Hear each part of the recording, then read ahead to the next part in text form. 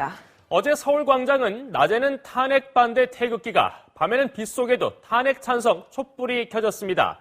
태극기 집회에는 최대 인원이 참가했습니다. 최순실 일당의 잘못을 대통령한테 덮어씌운 누명 탄핵이란 목소리가 높았습니다. 정동훈 기자입니다.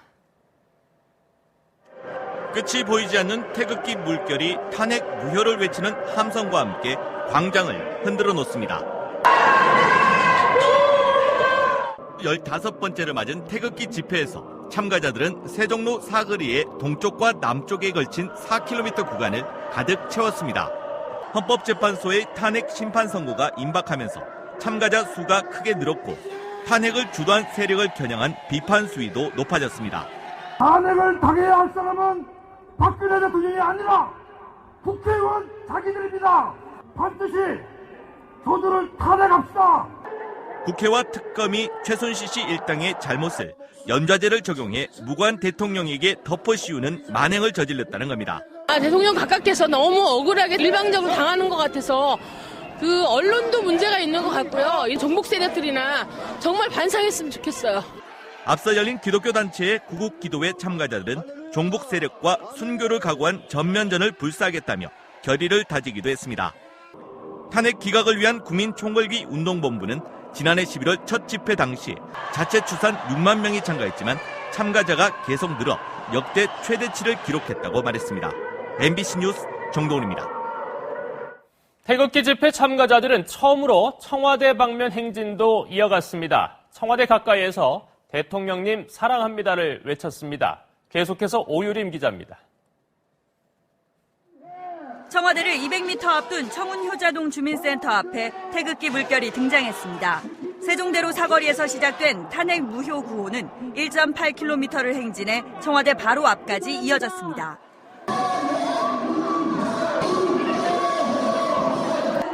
행진은 기존 집회와는 다르게 모두 5갈래로 진행됐는데 청와대와 헌법재판소 방향으로 행진을 한 건 이번이 처음입니다. 10달 동안 거기서 그렇게 구승물건 같은 데서 꼼짝 안 하시고 계시는 그분을 생각하면 같은 여자로서 마음이 많이 아픕니다. 청와대 앞에서 멈춰선 태극기 집회 참가자들은 박근혜 대통령을 향해 응원의 메시지를 보냈습니다. 대통령님 힘내세요! 이번 달 탄핵 심판 선고를 앞둔 헌법재판소 앞에서도 참가자들은 헌재가 대통령 측이 요청한 증인과 증거를 완전히 묵살했다며 탄핵안은 기각돼야 한다고 촉구했습니다. 탄핵 기각을 위한 국민총궐기 운동본부는 다음 집회에서도 행진을 이어갈지 논의 중이라고. 어제 3.1절을 맞아 정치권에서도 태극기와 촛불, 양 진영으로 나뉘어 광장에 총집결했습니다.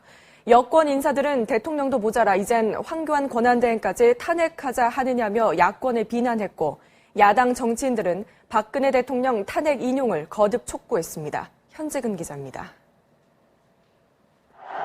태극기 집회 참석한 여권 정치인들은 사상 최대 인파 속에 목소리를 높여 탄핵의 부당함을 강조했습니다.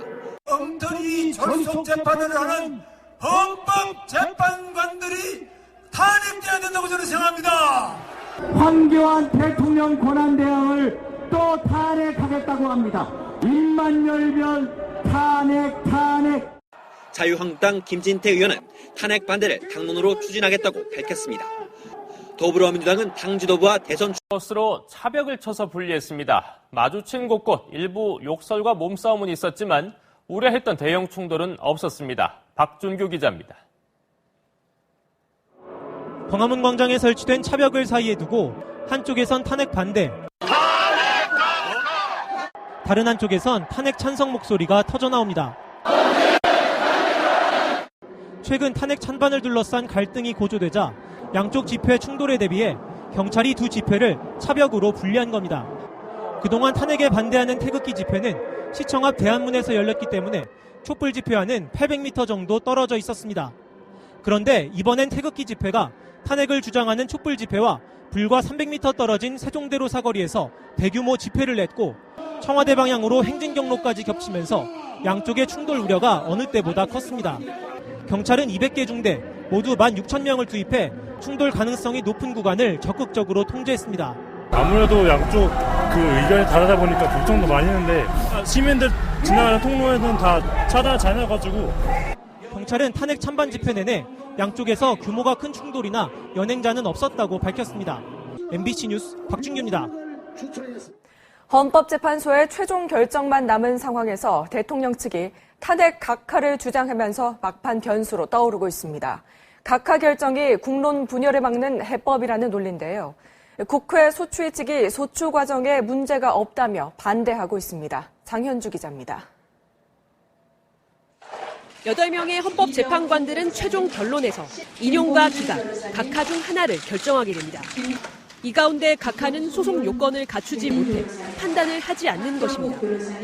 6명 이상이 인용에 손을 들어야 탄핵이 되는데 3명 이상이 기각이나 각하 결정을 하면 탄핵은 불가능합니다. 최근 여권과 대통령 측을 중심으로 인용이나 기각이 아닌 각하 결정이 국론 분열을 막을 신의 한 수라는 주장이 나오고 있습니다. 대통령 측 대리인단의 손범규 변호사는 탄핵 심판이 국민을 반으로 쪼개고 있다며 인용을 하자니 큰일 나겠고 기각을 하자니 또 큰일 나겠고 이럴 때 탈출구가 바로 각하라고 말했습니다. 각하 주장도 있고 기각 주장도 있는 겁니다. 변호사는 주장할 수 있는 모든 가능성에 대해서 다 주장을 해야 되는 겁니다. 하지만 국회의 현명한 판단을 기대한다며 결과를 차분히 기다리겠다는 기존 입장을 거듭 밝혔습니다. 그러면서 탄핵 기각이나 각하의 정당성을 밝힐 수 있는 방안을 놓고 고민을 거듭하고 있는 것으로 알려졌습니다. MBC 뉴스 현재입니다. 트럼프 대통령이 취임 후 첫 상하원 합동연설에서 동맹국들의 방위비 분담금 증액을 공개 압박했습니다. 트럼프는 또 북한은 전 세계적인 위협이라며 대처가 시급하다고 강조했습니다. 워싱턴에서 현완섭 특파원입니다. 기립박수를 받으며 취임 후 첫 상하원 합동연설에 나선 트럼프 미국 대통령. 동맹의 중요성을 다시 한번 강조하면서 방위비 분담 증액의 필요성을 공개 촉구했습니다. 나토와 중동, 태평양의 파트너들이 공정한 몫을 내야 하는 대상임을 나열했습니다. But our partners must meet their financial obligations. They are beginning to do just that. 또 군비 증강을 통해 강한 군대, 위대한 미국을 재건하겠다고 힘주어 말했습니다. 세금 감면과 보호무역을 통해 미국 경제를 재건하겠다는 처방도 제시했습니다. This effort will be guided by two core principles: Buy American and Hire American. 트럼프는 연설 내내 화합과 통합을 강조하며 사륙 같은 거친 표현을 쏟아냈던 취임식 때와는 확 달라진 면모를 보였습니다. But we can only get there together. We are one people with one destiny.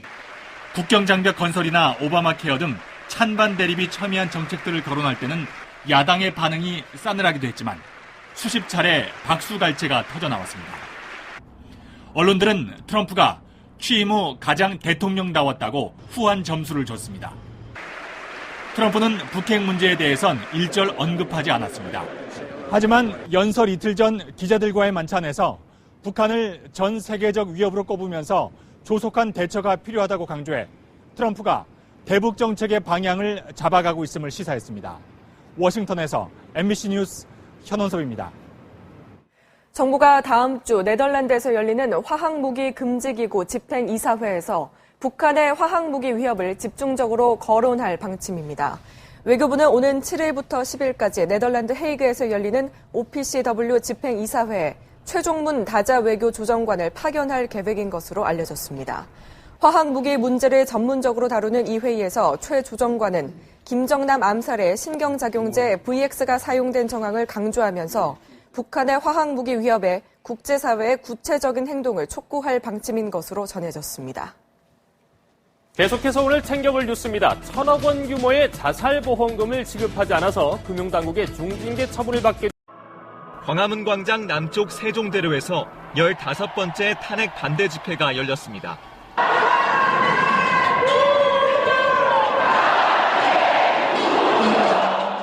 참가자들은 헌법재판소가 대통령 변호인 측이 요청한 증인과 증거를 묵살하고 변론을 끝냈다며 변론을 다시 열라고 요구했습니다. 헌법재판소나 국회의원들도 그런 의혹들만 가지고 지금 탄핵을 이뤄주고 있잖아요. 그래서 그런 부분에 있어서 반대하기 위해서. 또 헌법재판관 자리가 한석 비어있는 상황에서 탄핵 심판을 진행하는 것은 부당하다며 국민적 저항을 가져올 것이라고 말했습니다. 그 구명도 되지 않는 상태에서 그 소장 대행 그분께서 이제 임직을 떠나시는 그걸 기준으로 해가지고 이걸 처리하니까 졸속 처리해 저는 생각합니다. 참가자들은 집회를 시작하고 처음으로 청와대 방향 청운동 사무소까지 행진했지만 탄핵 찬성 측과의 마찰은 없었습니다. 탄핵 기각 국민행동 측은 이번 주 토요일에도 서울 대한문 앞에서 집회를 열겠다고 말했습니다. KBS 뉴스 홍성입니다. 탄핵 기각을 촉구하는 태극기 집회도 열렸습니다. 헌재 탄핵 심판이 졸속으로 진행되고 있다며 국민적 저항에 부딪힐 것이라고 주장했습니다. 홍성희 기자입니다.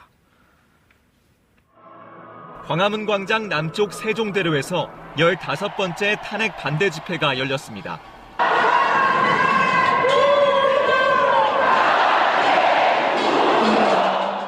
참가자들은 헌법재판소가 대통령 변호인 측이 요청한 증인과 증거를 묵살하고 변론을 끝냈다며 변론을 다시 열라고 요구했습니다. 헌법재판소나 국회의원들도 그런 의혹들만 가지고 지금 탄핵을 이뤄지고 있잖아요. 그래서 그런 부분에 있어서 반대를 하기 위해서. 또 헌법재판관 자리가 한석 비어있는 상황에서 탄핵 심판을 진행하는 것은 부당하다며 국민적 저항을 가져올 것이라고 말했습니다. 그 구명도 되지 않는 상태에서 그 소장 대행 그분께서 이제 임직을 떠나시는 그걸 기준으로 해가지고 이걸 처리하니까 졸속 처리해 저는 생각합니다. 참가자들은 집회를 시작하고 처음으로 청와대 방향 청운동 사무소까지 행진했지만 탄핵 찬성 측과의 마찰은 없었습니다. 탄핵 기각 국민행동 측은 이번 주 토요일에도 서울 대한문 앞에서 집회를 열겠다고 말했습니다. KBS 뉴스 홍성입니다. 오늘 태극기 집회에선 탄핵 무효를 주장하는 목소리가 어느 때보다 컸습니다. 주최 측은 오늘 역대 가장 많은 인원이 모였다고 주장했습니다. 정동훈 기자입니다. 끝이 보이지 않는 태극기 물결이 탄핵 무효를 외치는 함성과 함께 광장을 흔들어 놓습니다. 오늘로 15번째를 맞은 태극기 집회에서 참가자들은 세종로 사거리의 동쪽과 남쪽에 걸친 4km 구간을 가득 채웠습니다. 헌법재판소의 탄핵 심판 선고가 임박하면서 참가자 수가 크게 늘었고 탄핵을 주도한 세력을 겨냥한 비판 수위도 높아졌습니다. 탄핵을 당해야 할 사람은 박근혜 대통령이 아니라 국회의원 자기들입니다. 반드시 저들을 탄핵합시다. 국회와 특검이 최순실 씨 일당의 잘못을 연좌제를 적용해 무관 대통령에게 덮어 씌우는 만행을 저질렀다는 겁니다. 특검 구속! 탄핵을 요구하는 촛불 집회 참가자와 언론을 향한 날선 비판도 쏟아냈습니다. 대통령 각각께서 너무 억울하게 일방적으로 당하는 것 같아서 그 언론도 문제가 있는 것 같고요. 이 종북 세력들이나 정말 반성했으면 좋겠어요. 앞서 열린 기독교 단체의 구국 기도회 참가자들은 종북 세력과 순교를 각오한 전면전을 불사하겠다며 결의를 다지기도 했습니다. 이 대한민국에서 절대로 공산 세력을 따라간 사람이 한 사람도 없게 하여 주시옵소서. 탄핵 기각을 위한 국민총궐기 운동본부는 지난해 11월 첫 집회 당시 자체 추산 6만 명이 참가했지만 참가자가 계속 늘어 오늘은 역대 최대치를 기록했다고 말했습니다. MBC 뉴스 정동훈입니다. 오늘 태극기 집회 참가자들은 처음으로 청와대를 향해 행진을 벌였습니다. 청와대 앞에선 대통령을 향한 응원의 메시지를 보냈습니다. 김민혁 기자입니다. 청와대를 200m 앞둔 청운효자동 주민센터 앞에 태극기 물결이 등장했습니다. 세종대로 사거리에서 시작된 탄핵 무효 구호는 1.8km를 행진해 청와대 바로 앞까지 이어졌습니다.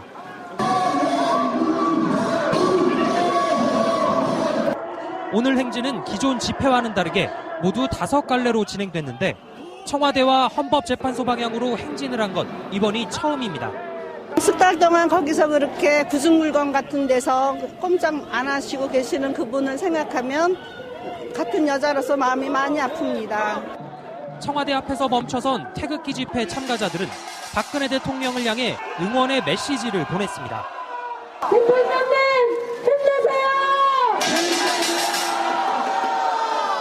이번 달 탄핵 심판 선고를 앞둔 헌법재판소 앞에서도 참가자들은 헌재가 대통령 측이 요청한 증인과 증거를 완전히 묵살했다며 탄핵안은 기각돼야 한다고 촉구했습니다.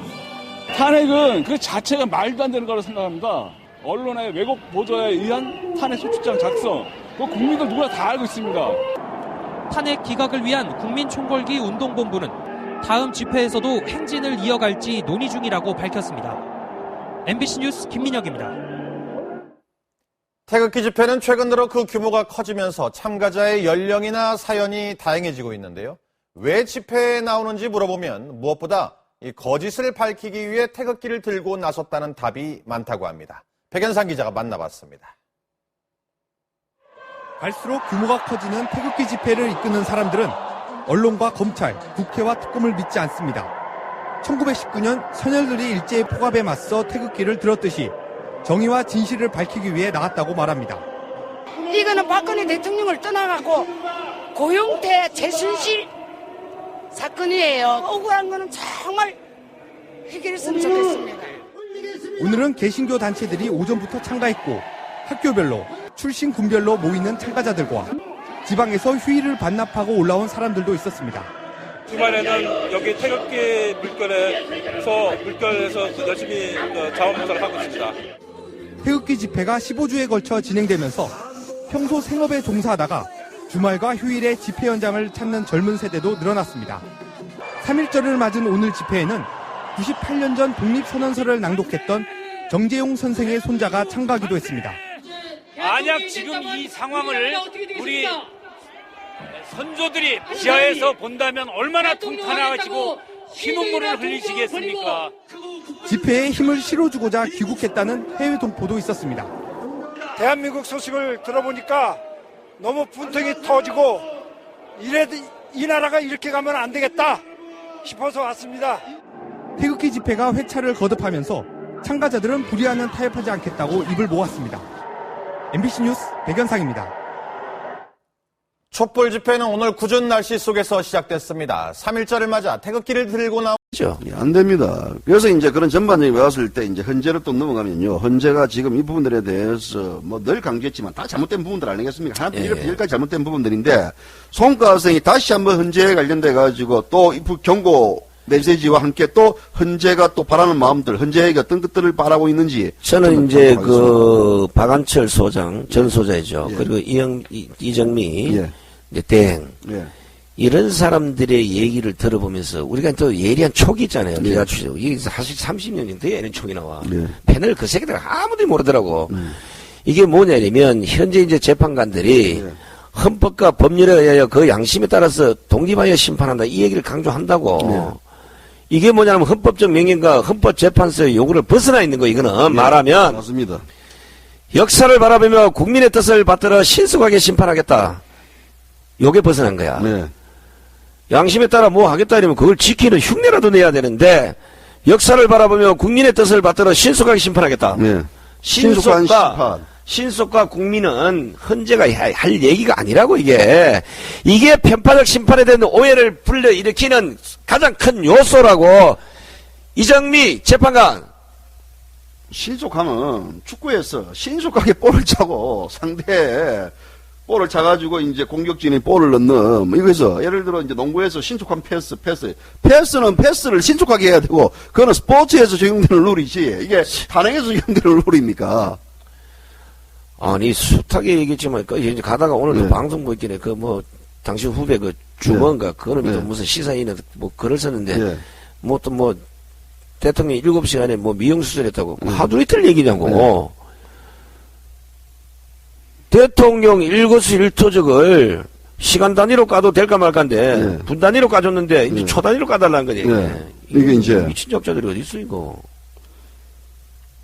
우리가 또 뭐 준모 씨가 그래 적었어요. 그러니까 이제 마지막에 이제 바락이야 흔히 말로 온 곳곳에서 바락하다가 이제 안 되면 스스로 이제 뭐 가겠지 다 전부 다. 아이고 우리 조선생도 이제 그만 그런 거 적어라. 예? 이제 그만해라 이제. 아이고. 이게 우리가 어제 또 이정미 그 재판인데 물었지만 8인 체제의 재판을 하겠다는 거 그 논리나 그 설명이 제대로 안 돼 있어요. 안 돼 있죠. 자기 입으로 3년 전에 9인 체제를 안 지키며 위헌이라 했는데 왜 8인 체제로도 3월 13일 못을 박았는데 이 당위성을 얘기해 보라고!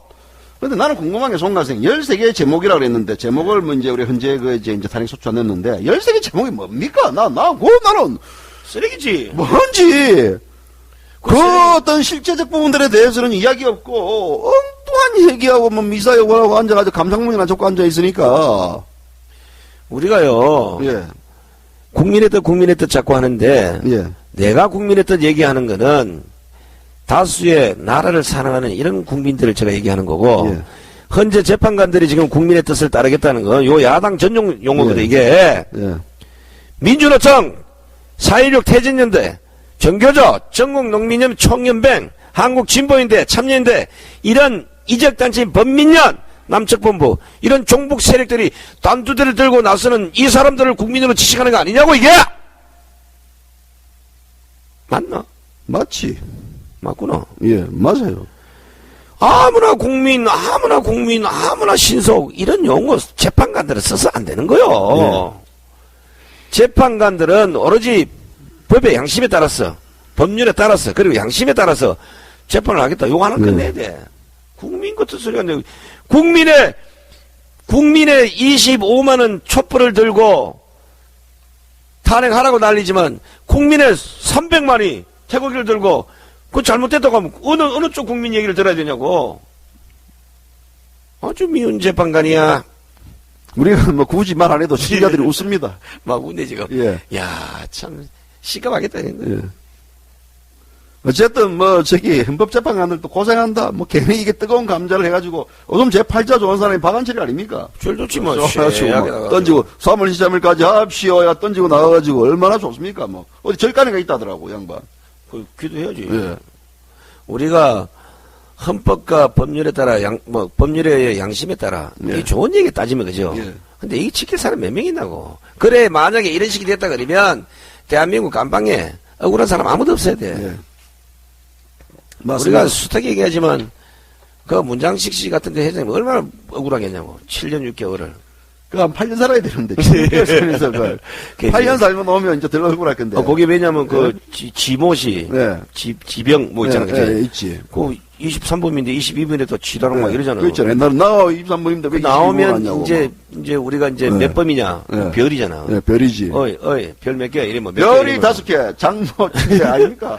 그 죽어 이랬다고. 그러면 야, 니 제일 별 오래 달았을 때가 얼마야 아니면 나 7년 6개월이야. 야, 하지 마라. 20년 정도 살아야지. 뭐 이래 돼야 되거든. 예. 당신 잘하는 이광 모드 있잖아. 또. 예, 뭐 있어요, 내가. 김태 모드 예, 있고. 뭐 있고 다 있지. 조양 모드 있고. 우리 다 하지. 조일 모드 있고. 막 뜨끔 이 방송 보시는 분들 중에서는 이 내용이 나오면 뜨끔할 사람도 있죠. 있을 거예요. 야, 저 사람들이 지금 뭐 저렇게 돼 있나 이럴 거예요. 오래된 얘기들인데.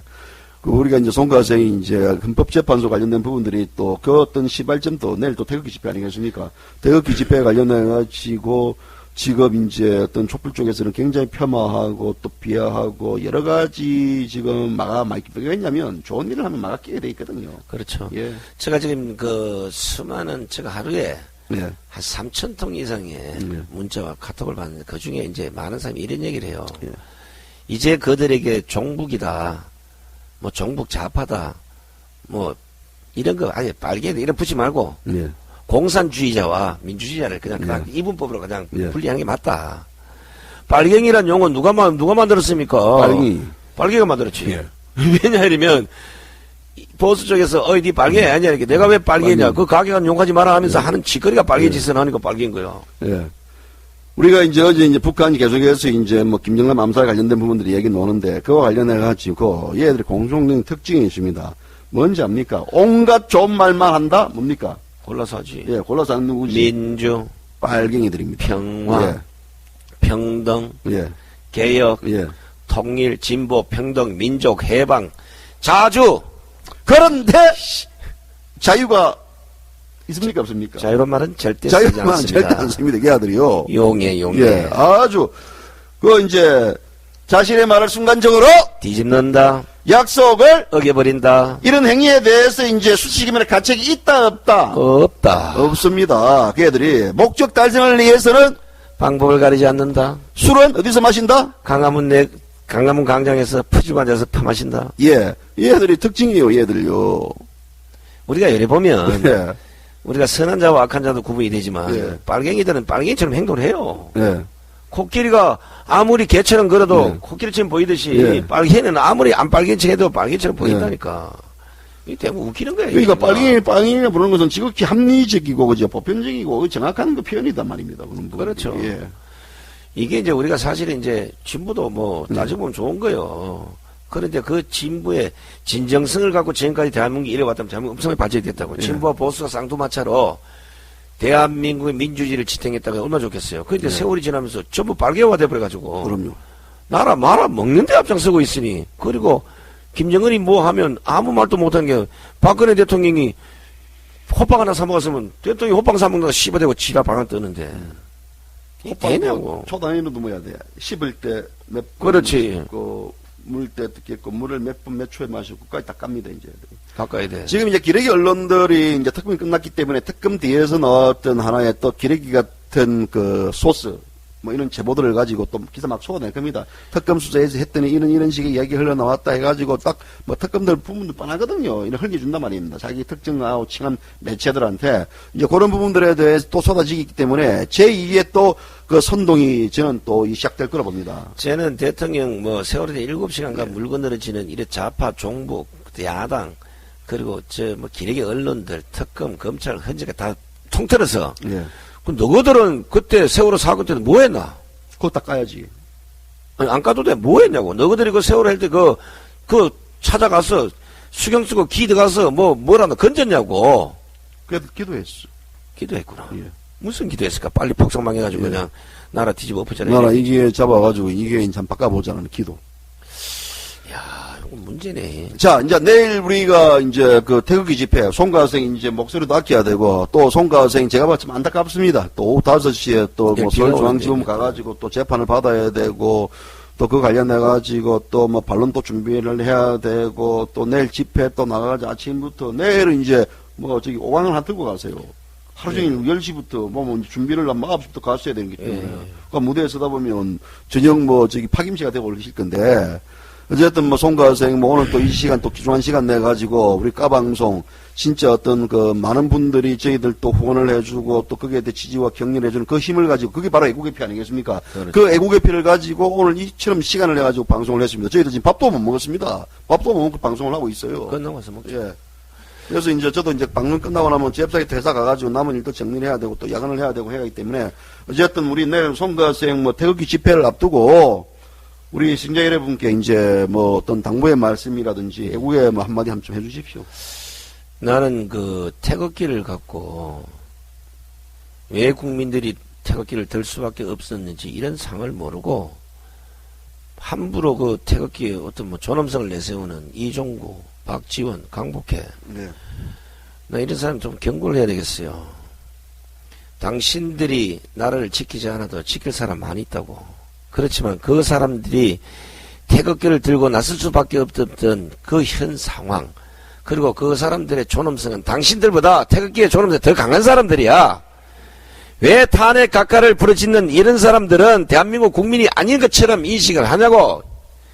광화문에 가서 우리 정가스의 그 목숨을 들어가서 살려간 그 꼬라지를 보라고. 그런 게 광화문에서 지금 몇 달째 벌어지고 있는데 거기에서 어느 기레기 언론 하나, 어느 경찰이 잡아간 사람이 누가 있는지 이런 걸 보고 그러면 태극기 대신 나 떨고 갈까? 안 된대.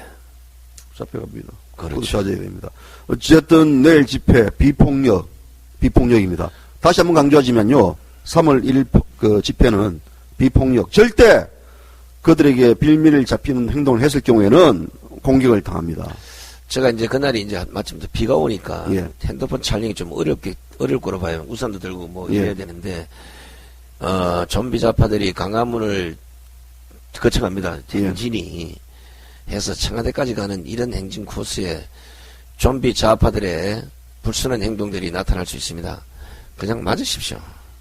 만약에 뭐 죽을 정도만 아니다 그러면 그들하고 시비부터 좋을 거 하나도 없습니다. 대한민국 언론이 아직도 정신을 못 차리고 있고 그 좀비 좌파들의 마지막 발악이라 생각하고 발로 밟고 가루를 만들고 싶은 생각도 있겠지만 참으십시오.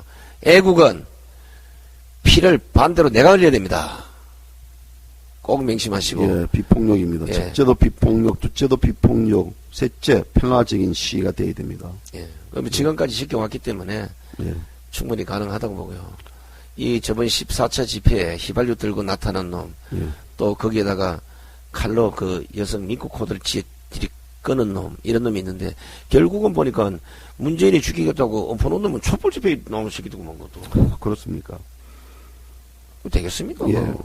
그래서 어떤 첫 번째도 건강이고, 세 번째도 불상사 없어야 됩니다. 두 번째도 불상사 없어야 되고, 저희 까방송은 이제 그런 어떤 우려 속에서 이제 굉장히 그 우려스러움들이 애견이 되기 때문에 우리 이 방송을 보시는 분들은 많은 분들께 이제 어떤 비폭력, 평화적 시, 그리고 아까 송 가생이 이야기했던 상대가 도발하더라도 무시하십시오. 이 세상에 제일 큰 무기는 무시입니다. 무시하다 보면요. 그 무시는 뭐냐면 인간 취급 안 하겠다는 거거든요. 그 좀비들 괜히 덤볐다가 좀비한테 물리면요.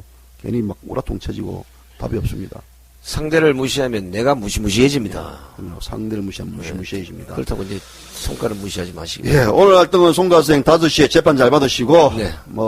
우리 또 다음 주 우리 또 재판입니다. 그렇죠. 예, 다음 주 또 저희들 또 이 방송 관련해가지고 또 재판인데, 아무튼 저희들 이 사이 간설계 다 내놓고 방송하고 있기 때문에, 우리는 또 그 힘들이 결국 시청자 여러분들에게 그 힘을 받아가지고 또 방송을 사조를 토해내고 있습니다.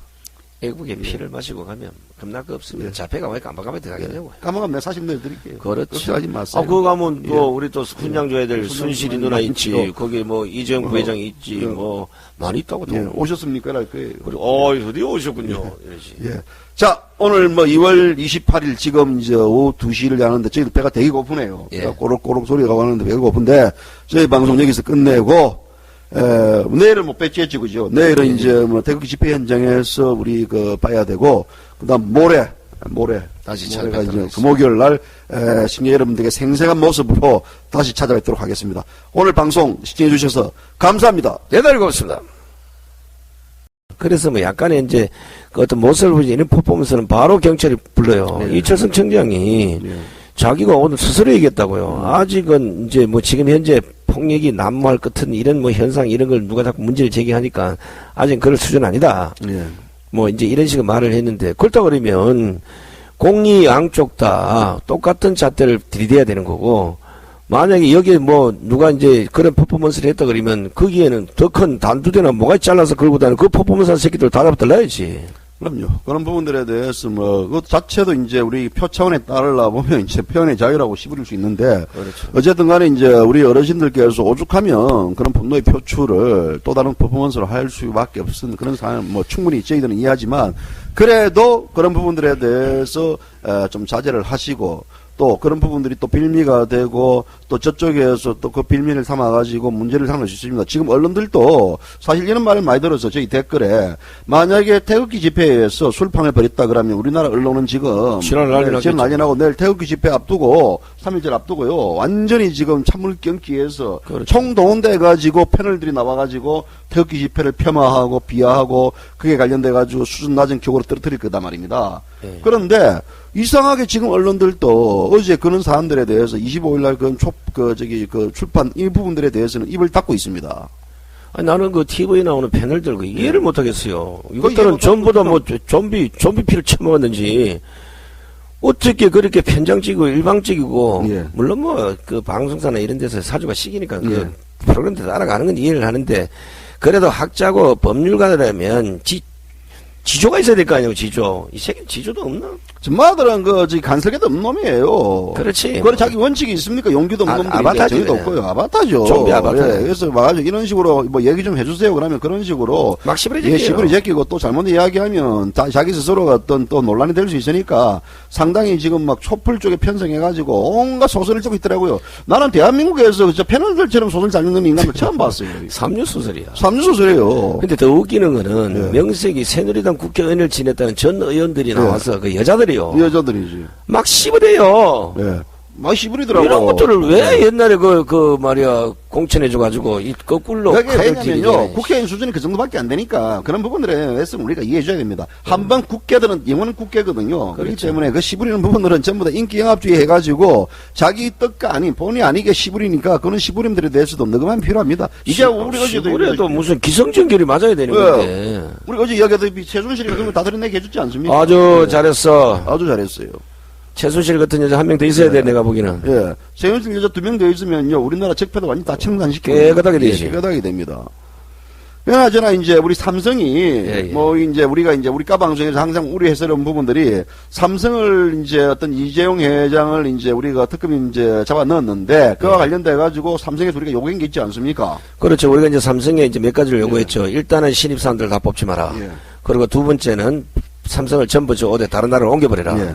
세 번째는 기레기 같은 언론사에 절대 광고 주지 마라. 이 세 가지를 우리가 강조를 했죠. 강구했는데 지금 이제 삼성이 이제 뭐 그룹 해체 어떤 수준의 혁신안을 이제 발표를 했는데 그룹 홈페이지와 이제 블로그도 폐쇄하고 뭐 공채도 이제 사회공헌 축소도 다 공채도 뽑지 않고 하지 않고 뽑지 말아야 돼. 예, 전부 다 뭐 사회공헌도 이제 행사를 다 축소할 것이다라고 얘기했는데 뭐 계열사 중복사업 물론 다 정리하겠다 이렇게 돼 있습니다. 이런 부분들에 대해서 이제 결국은 이것이 이제 경제 지금 이런 경제에 대한 삼성 계열사가 이제 그 관련해가지고 계열사에 대한 어떤 수순의 혁신을 발표했을 때 당연 나타나는 게 뭐냐면 내 아버지, 내 부모 형제가 그 삼성에 다녔을 때 나타나는 타격이 굉장히 크단 말입니다. 그렇죠. 우리나라 우리 학교 까방송에서 하다시피 이 사람들 3일 굶어봐야만 그때 이제 내가 배고픔을 느낄 거단 말입니다. 지금 제가 아는 많은 사람들 중에 삼성이 1차 밴드, 2차 밴드들이 많아요. 그 사주들이 하는 얘기가 그겁니다. 진짜 당장 만약에 삼성이 어떤 제출을 하면 우리 망한다. 그런데 지금 현재 대한민국에 벌어지고 있는 이런 전부 좌파들의 이 꼬라지를 봐서는 망해도 이거는 단호히 칼을 들이대야 된다. 그리고 또 뭐 듣지 않으니까 뭐 민노총에서는 삼성에 뭐 신입사원도 뽑지 말자라고. 가들이 그런 현수막을 들고 집회를 했어요. 신입사원 채용하지 마라. 뭐 삼성 같은 데는 신입사원 들어가면 안 된다 이거 아니겠습니까? 그렇죠. 안 들어가면 망한다 이랬는데 안 들어가면 삼성이 망하냐고. 저 바보. 그러니까 삼성이 이제 미래전략실도 이제 임직원들 200명을 내일 1일자로 이제 계열사 다 복귀시키겠다고 발표를 했고, 물론 이제 그런 부분들에 대해서는 뭐 이재용 부회장도 그게 밝혔던 내용이지만, 어쨌든 어떤 그 삼성 관련해가지고 후폭풍이 굉장히 크게 불어올 것 같아요. 그렇죠. 지금 매일 그 이재용 부회장의 그 수갑찬 포승줄 묶은 그 모습을 방송에서 계속 들이대잖아요. 어이, 진짜 기레기 이거 뜰려. 그런 거 추잡한 거 좀 보이지 말라고. 아직도 죄가 확정되지 않는 사람 마치 죄인처럼 그런 걸 언론에 노출시켜서 끌고 다니면 그 나라 잘 되겠다 이 새끼들아. 그러니까 삼성이 하나 놓친 게 있습니다. 뭐가 놓치냐면요, 기레기들, 삼성을 조지는 삼성 언론 기레기들한테는 광고 협찬을 다 끊겠다고 선언해야 되는데 그걸 안 하더라고. 전 계열사가 똑같이 다 선언해야 된다. 삼성 광고 만약에 나왔다 이러면 까방송 우리 가만히 있으면 안 돼. 그럼요. 그런 거 광고할 거 있으면 까방송 안 하죠. 후원이라든지 까방송 광고를 달라고 밑에 자막 깔아줄 테니까. 그렇지. 그럼요. 왜 그러냐면 자기를 조지는 언론 있지 않습니까? 예를 들어 뭐 G신문, 뭐 H신문이라든지 밑에 뭐 등등등등 이런 매체에 제가 펼치니까 전면 광고를 주더라고. 아니 광고 주고 어디다 터질지 왜 하냐고. 그거 말아주는데 거기. 안 줘도 우린 잘해주는데. 광고를 안 줘도 삼성 관련돼가지고 핸드폰이 나왔다 신형이 나왔다 그러면요 그냥 막 실감이 다 걸리고 전체 세계 전 다 아는데 굳이 광고를 왜 주냐. 광고 준다는 부분들은 그룹 이미지 쇄신하고 언론사의 관계를 관계를 유지하기 위한 그런 부분들인데 이제 끝났어. 주지 말라고. 내가 삼성에 좋은 그 팁을 하나 드려야 돼. 이번 태극기 집회에 300만, 400만, 500만, 700만까지 예상되는 이런 인원이 왜 모였겠습니까? 전 언론이 태극기 집회를 반대로 얘기하고 폄하하고 왜곡 보도하고 이래도 1인 미디어란 SNS나 아니면 까방송 같이 이렇게 오로지 한 곳만 파는 이런 대단한 작지만 이런 미디어들이 있었기 때문에 오늘 이런 대규모 저게 되었어요. 그러니까 앞으로 광고 안 해도 까방송에만 얘기하면 다들 다 알 수 있습니다. 핸드폰 천만대 파는 장난도 아니고. 지금 뭐냐면요, 이제 우리가 이제 전통적으로 이제 뭐 조중동이라든지 기존의 이제 기레기들 등등등 매체들 뿐만 아니라 방송사 이렇게 돼야 되는데 이번 최순실 사태가 또 하나 만들어준 게 부분들이 뭐냐면 방송을 믿으면 안 된다든지. 그렇죠. 그다음에 이제 종편은 더욱더 쓰레기다라는 것들. 없애야 된다. 그다음에 이제 보수층에서 기대해가지고 약간 피를 빨아먹던 조중동 자체가 이거는 완전히 기회주의 전형이고 가면을 쓴 조중동이었다라는 부분들이 사실로 드러났어요. 예. 그런 드러났기 때문에 처음 사람들은 그런 부분들을 믿고 하다가 결국은 진실은 가릴 수 없단 말입니다. 때가 되면 진실이 공개됩니다. 그럼 그 공개가 바로 뭐냐? SNS가 어르신들이 할 줄 알지 몰랐어요, 저 사람들이. 그렇죠. 또 우리가 이런 하나의 유튜브를 중심으로 해가지고 작지만 강한 미디어들이 진실을 밝히고 이 얘기하는 부분들에 대해서 감히 이 사람들이 그렇게 될 줄도 몰랐고 또 하나 예측 못했던 이 노브랜들이 있어요. 뭐냐? 그 태극기가 이렇게 강하면 그 시청 앞에 우리나라를 휘날릴 줄을 전혀 몰랐던 부분들이거든요. 그렇죠. 그렇기 때문에 이제 와서 일부 이제 뭐 기레기 언론들이 뭐 보수 측의 입장을 대변하려고 뭐 얘기 짓거리고 씹으리는데 이미 버스는 떠났어요. 나는 그저께 그 강북에서 뭘 발표한 거 보고 깜짝 놀랐어요. 이 대한민국 강북기가 맞는가 싶기도 하고 지금 태극기의 존엄성 따지는 그게 강북에서 물론 뭐 이제 시위 현장에 태극기를 들어서는 안 된다는 그 논리는 맞는데 그 뒤에 달아놓은 미사일구가 아주 기억을 설리더라고. 왜냐하면 지금 태극기 든 사람들의 그거는 시위가 아닙니다. 애국심의 발로로 지금 현재 국가체제를 전복하려는 이 세력에 대한 맞대응이에요, 그냥. 그렇죠. 3.1절이나 똑같은 얘기라고 나라를 지키고 나라를 수렁에 빠진 나라를 구해내려고 지금 거리에 나섰는데 이런 실체는 모르고 아직도 촛불에 빠져 있는지 그런 성명서 발표하고 뭐 도대체. 만약에 또 사실이 그렇다 그러면요. 최순실이 저 강북회 보내가지고 그런 부분들에 대해서 또 강북회 인사들의 또 사고를 또 드러나게 해줬어요. 그렇죠. 예, 그런 부분들에 대해서 또 뭐 온가 양을 어떤 드러나게 해줬기 때문에 그런 부분들 관련돼 가지고 최순실이가 그 강북해 가가지고 표창 하나 줘야 됩니다. 3월 1일 날요 이승만 대통령의 양아들이신 그 이름은 제가 안 밝히겠습니다만 그분의 부인이 3월 1일 날 참석을 합니다. 그러면 그분은 뭐야? 그분은 이승만 대통령 양아들이지. 양아들의 부인. 양아들의 부인은 이제 그 양아들은 이제 몸이 좀 안 좋아서 못 나오고. 근데 이분이 나온다는데 이제 누가 나오고 누가 안 나오고 이게 중요한 게 아닙니다. 우리가 말하는 민심이 뭡니까? 어린 나이부터 저 어르신까지. 그리고 각 다양한 사회계층이 모두가 참여하는 게 민주주의 아닙니까? 그러니까 전국 지금 우리가 촛불 집회 보니 이거 태극기 집회예요. 우리가 지금 까방 쪽뿐만 아니라 뭐 기타 여러 가지 이제 무리가 많이 들어옵니다. 뭐 예를 들어 프랑스, 영국, 독일에서 교포들이 들어오겠다. 그렇죠. 뭐 미국은 말할 것도 없습니다. 일본에서도 들어와가지고 태극기를 들겠다. 이런 전 세계 교포뿐만 아니라 저 시골에 있는 저기 뭐 경남 통영이라든지 저쪽 뭐 제주도까지 모두들 지금 뭐 서울로 내일 집결하겠다. 뭐 이런 것 자체가 뭐냐면 애국심의 표현인데 애국심의 발로인데 그 자체를 가지고 광복회가 태극기를 집회를 사용하지 마라. 이 집회적 성격이 아닙니다. 이거는. 그런 부분들에 대해서 또 옷을 못 가리는 자들이 광복회에 앉아있다는 것 자체도 한심하거든요, 이게요. 이 강복회가 흔히 말로 이제 1세대 강복. 그분들은 진정은 나를 사랑했던 분들 아닙니까? 근데 이게 2대 3 막내로 오면서 요도 헷가닥 가서 주워 맞았는가? 그 강복회 자체가 뭐냐고 우리나라의 어떤 대한 독립을 지켜했던 순국 선열들이라는 부분들의 그 어떤 사상 뭐 어떤 이런 부분들에 대해서 업적을 고이 기리고 그 정신을 후손들에게 알려주기 위해서 강복회가 있었던 거예요. 나라가 이래 어려울 때 제일 먼저 나서야 될 사람이 강복회 아니냐고? 안 그래요? 저기 김경민한테 연락해봐야 되겠네. 연락해봐야 돼. 김경민한테 연락해가지고 한번 넣으라고 해가지고 이야기 한번 해봐야 되겠어요. 많은지 모르겠어요, 요새. 연락이 통 안 되네. 이래놓고 나중에 말이야, 뭔가 태극기세가 이기면 그 편에 또 올라서고. 올라서서 이야기하려지. 야, 역시 태극기가 우리 어떤 사회를 바꿨습니다. 그런 어떤 얘기만 나왔다 그러면 이걸로 확 그냥. 아니 어떻게 세상을 이렇게 볼 줄도 모르냐고. 이래서 무슨 아버지의 아니면 할아버지의 그 업적을 이어가겠냐고. 지금 우리가 수없이 얘기하잖아. 만약에 태극기 집회를 태극기가 들고 나서지 않았으면 이 나라는 오늘부로 거들 났어 이미. 거들 날 정도가 아니죠. 이미 지랄 난리가 났어요. 가지고 뭔 지금 이제 뭐 새로운 칼부림 난다고 뭐 난리 났겠죠.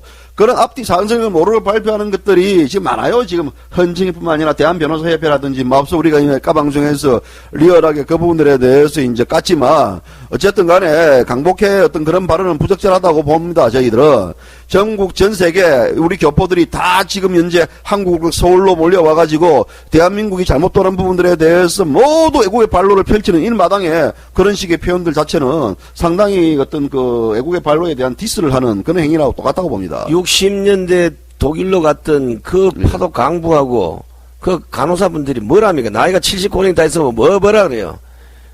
20대 청춘을 팔아서 나라를 이렇게 잘 살게 만들어 놨는데, 이제 와서, 나라가 백적한 데서 나라가 이렇게 위기에 처했는데, 우리들 어떻게 가만히 있게, 제발 우리 눈에 눈물 좀 흘리게 하지 마라. 그럼요. 그 사람들 얘기 들었을 때, 눈물을 같이 흘려주지는 못할 망정, 그 사람들에게 실망감 주는 이런 얘기를 해서 하면, 이거요, 저희한테도 이제 문제한 부분들이, 제가 몸이 아파서 못 갑니다. 저희 남편은, 여기는 프랑스 파리입니다. 저희 남편은, 내일 태극기 집회를 가기 위해서, 지금 파리 공항에서 비행기를 탈 예정입니다. 이런 식의 얘기들이 얼마나 지금 많이 쇄도하고 있고, 전 세계에서 진짜 교포들이, 나라를 사랑하는 교포들이, 이런 대한민국을 그냥 두고 있지 않겠다라고 해가지고 들어오는 마당에, 참 강복회의 발언은 진짜 아무리 생각해도 부적절한 발언이고, 그와 관련돼가지고 왜 그런 식의 발언을 했는지에 대해서는 뭐 이해가 됐겠지만 반드시 그런 부분들 밝혀주시기 바랍니다. 국민을 무시하는 거예요, 이게 지금. 당신들이 나서서 지키지도 않는 이런 나라를 진짜 민초들이 새벽밥 먹고 나와서 그 뜨거운 가슴으로 태극기를 흔들 때 그런 심정을 당신들이 조금이라도 알아줘야 되는 거 아니냐고. 뭐 하는 거야 진짜. 다른 세상의 모든 단체는 태극기 집회에 모두 참석을 하고 거기 나와서 울분을 토하는데 왜 강복회만 안 나와? 강복회 자체가 지금 그럼 그 부분들에 대해서 논란을 따진다 그러면 저도 할 얘기 맞는데, 강복회 제가 잘 알아요. 그 행정구조 잘 알고 하니까 한번 내가 그 강복회 해결의 메커니즘 이거 자체를 한번 깔 수 있으니까 함부로 당신들도 말 조심해라고요. 서로 그런 부분들은 지키자고. 자, 강복회는 이 정도 해놓으면 됐고. 이렇게 명제가 던져졌죠. 노무현 전 대통령은 자기 아내가 청와대 안에서 돈 받은 것도 몰랐다. 그래갖고 나중에 발각됐을 때 자살을 했어요. 부끄럽고 구차하지만 아내가 한 일 난 몰라. 사실대로 가는 게 원칙. 그죠? 그래서 이렇게 얘기를 했어요. 사실대로 가는 게 원칙이라고 얘기를 했단 말이에요. 그래서 이 사람이 이 원칙대로 자살을 한 거 아닙니까? 드러났기 때문에. 증거가 다 드러났기 때문에. 공감 일자 찍어보세요. 그죠? 이때 돈을 받아갖고 이 사람이 자살해갖고 이 아내가 받아먹은 돈, 자식이 받아먹은 돈이 다 유야무야 정리가 안 됐어. 근데 지금 이게 똑같은 프레임으로 보면은 박근혜 대통령이 청와대 밖에서 최순실이 벌리고 다니는 일을 어떻게 알 수가 있겠습니까? 모르는데 억지를 쓰고 있는 거죠. 그렇다면은 이때 청와대 안에서 벌어졌던 일을 다시 재조사하라. 형성이 되는 것이고, 노무현 대통령이 정말 토 나오는 게 뭐냐면 2007년도에 북한 갔다 와서 얘가 얼마나 김정일을 찬양했냐면은 퇴임 후에 맨날 김정일 복장으로 돌아다녔어요. 공간 일자 찍어보세요. 응? 김정일 복장, 김정일 코스프레 하고 다녔어요, 얘가. 그 국민들이 압니까? 근데 이제 언론에서는 얘를 주구장창 뛰어오르니까 뭐라 그랬어? 이런 대통령 또 없습니다. 그립습니다. 이렇게 찬양화 시켰죠. 이게 찬양하는 것은 북한의 주체 사상이거든요. 맞습니까? 찬양하게 만드는 건 북한의 주체 사상이에요. 노무현 대통령 죽고 나서 전부 다 이 주체 사상이 노무현 그런 대통령 없습니다. 자살한 대통령을 그렇게 칭송하고 이랬었죠. 자, 어쨌든 이렇게 명제가 던져졌죠. 노무현 전 대통령은 자기 아내가 청와대 안에서 돈 받은 것도 몰랐다. 그래갖고 나중에 발각됐을 때 자살을 했어요. 부끄럽고 구차하지만 아내가 한 일 난 몰라. 사실대로 가는 게 원칙. 그죠? 그래서 이렇게 얘기를 했어요. 사실대로 가는 게 원칙이라고 얘기를 했단 말이에요. 그래서 이 사람이 이 원칙대로 자살을 한 거 아닙니까? 드러났기 때문에. 증거가 다 드러났기 때문에. 공감 일자 찍어보세요. 그죠? 이때 돈을 받아갖고 이 사람이 자살해갖고 이 아내가 받아먹은 돈, 자식이 받아먹은 돈이 다 유야무야 정리가 안 됐어. 근데 지금 이게 똑같은 프레임으로 보면은 박근혜 대통령이 청와대 밖에서 최순실이 벌리고 다니는 일을 어떻게 알 수가 있겠습니까? 모르는데 억지를 쓰고 있는 거죠. 그렇다면은 이때 청와대 안에서 벌어졌던 일을 다시 재조사하라. 형성이 되는 것이고, 노무현 대통령이 정말 토 나오는 게 뭐냐면 2007년도에 북한 갔다 와서 얘가 얼마나 김정일을 찬양했냐면은 퇴임 후에 맨날 김정일 복장으로 돌아다녔어요. 공간 일자 찍어보세요. 응? 김정일 복장, 김정일 코스프레 하고 다녔어요, 얘가. 그 국민들이 압니까? 근데 이제 언론에서는 얘를 주구장창 뛰어오르니까 뭐라 그랬어? 이런 대통령 또 없습니다. 그립습니다. 이렇게 찬양화 시켰죠. 이 찬양하는 것은 북한의 주체 사상이거든요. 맞습니까? 찬양하게 만드는 건 북한의 주체 사상이에요. 노무현 대통령 죽고 나서 전부 다 이 주체 사상이 노무현 그런 대통령 없습니다. 자살한 대통령을 그렇게 칭송하고 이랬었죠. 자, 어쨌든 대통령 탄핵 심리를 놓고 여론이 극명하게 갈리게 된 중심엔 뒤늦게 나타난 이른바 고영태 녹음 파일이 있습니다.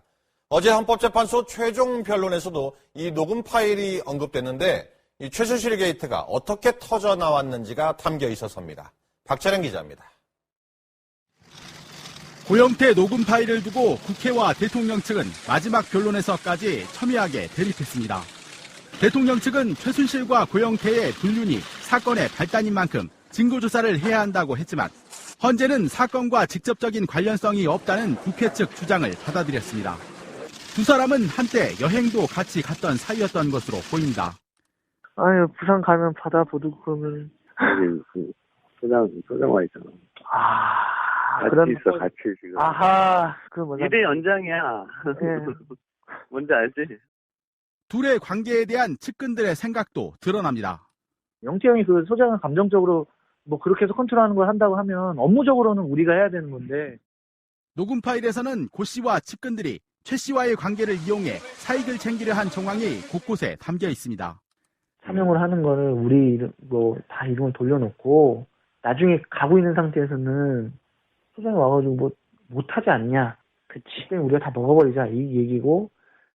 최 씨 몰래 재단은 물론 해외 사업까지 욕심을 낸 것으로 보입니다. 야, 뭐 좋아하시냐?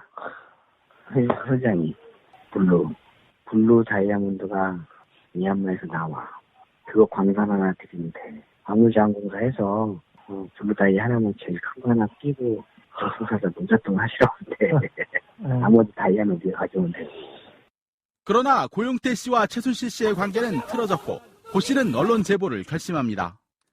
영태 형이 소장을 죽이려고 생각을 했기 때문에 다 준 거예요. 그러니까 사람을 막 그랬으니까. 하지만 정작 고 씨의 측근들은 충분한 이익을 얻기 전까지 최 씨와의 관계를 유지해야 한다며 이를 말렸던 것으로 보입니다. MBC 뉴스 박찬현입니다. 대통령 탄핵 심리를 놓고 여론이 극명하게 갈리게 된 중심엔 뒤늦게 나타난 이른바 고영태 녹음 파일이 있습니다. 어제 헌법재판소 최종 변론에서도 이 녹음 파일이 언급됐는데 이 최순실 게이트가 어떻게 터져 나왔는지가 담겨 있어서입니다. 박찬영 기자입니다. 고영태 녹음 파일을 두고 국회와 대통령 측은 마지막 변론에서까지 첨예하게 대립했습니다. 대통령 측은 최순실과 고영태의 불륜이 사건의 발단인 만큼 증거조사를 해야 한다고 했지만 헌재는 사건과 직접적인 관련성이 없다는 국회 측 주장을 받아들였습니다. 두 사람은 한때 여행도 같이 갔던 사이였던 것으로 보입니다. 아유, 부산 가면 바다 보드고 그러면. 소장 와 있잖아. 같이 있어, 같이 지금. 아하, 그 뭐냐. 일의 연장이야. 네. 뭔지 알지? 둘의 관계에 대한 측근들의 생각도 드러납니다. 영태 형이 그 소장을 감정적으로 뭐 그렇게 해서 컨트롤하는 걸 한다고 하면 업무적으로는 우리가 해야 되는 건데. 녹음 파일에서는 고 씨와 측근들이 최 씨와의 관계를 이용해 사익을 챙기려 한 정황이 곳곳에 담겨 있습니다. 사명을 하는 거를 우리 뭐 다 이름을 돌려놓고 나중에 가고 있는 상태에서는 소장이 와가지고 뭐 못하지 않냐. 그치. 우리가 다 먹어버리자. 이 얘기고. 최 씨 몰래 재단은 물론 해외 사업까지 욕심을 낸 것으로 보입니다. 야, 뭐 좋아하시냐? 소장이 블루 다이아몬드가 미얀마에서 나와. 그거 광산 하나 드리면 돼. 광물자원공사에서 블루 다이 하나만 제일 큰 거 하나 끼고 저승사자 논자동 하시라고 돼. 나머지 다이아몬드 가져오면 돼. 그러나 고영태 씨와 최순실 씨의 관계는 틀어졌고 고 씨는 언론 제보를 결심합니다. 영태 형이 소장을 죽이려고 생각을 했기 때문에 다 준 거예요. 그러니까 사람을 막 그랬으니까. 하지만 정작 고 씨의 측근들은 충분한 이익을 얻기 전까지 최 씨와의 관계를 유지해야 한다며 이를 말렸던 것으로 보입니다. MBC 뉴스 박찬현입니다.